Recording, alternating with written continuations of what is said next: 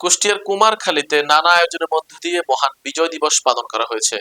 বিস্তারিত থাকছে শাহিন হোসেনের প্রতিবেদনে। মঙ্গলবার সকালে উপজেলা প্রশাসনের আয়োজনে উপজেলা পরিষদ চত্বরে গণকবরে পুষ্পস্তবক অর্পণ শেষে শহীদদের স্মরণে দোয়া মোনাজাত করা হয়।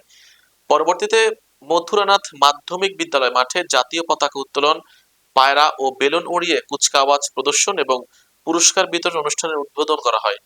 Police, fire service and civil defence, Ansar ও ভিডিপি, স্কাউটস, গার্লস গাইড ও ছাত্রছাত্রীদের সমাবেশ, কুচকাওয়াজ, শারীরিক প্যারেড প্রদর্শন শেষে পুরস্কার বিতরণ করা হয়।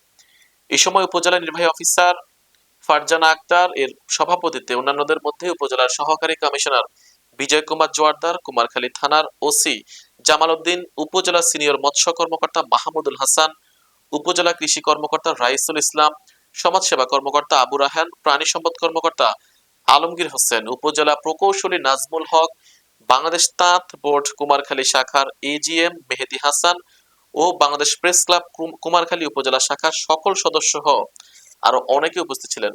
পরবর্তীতে আবুল হোসেন তরুণ অডিটোরিয়ামে বীর মুক্তিযোদ্ধাগণদের সংবর্ধনা, সংস্কৃতি অনুষ্ঠান ও পুরস্কার বিতরণ করা হয়।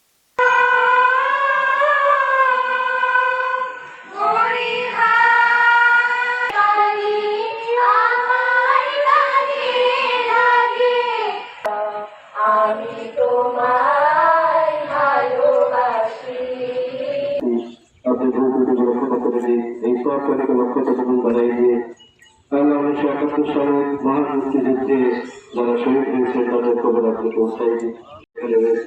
আল্লাহ সরকারকে আপনি তাদের খবর পৌঁছাই দিন।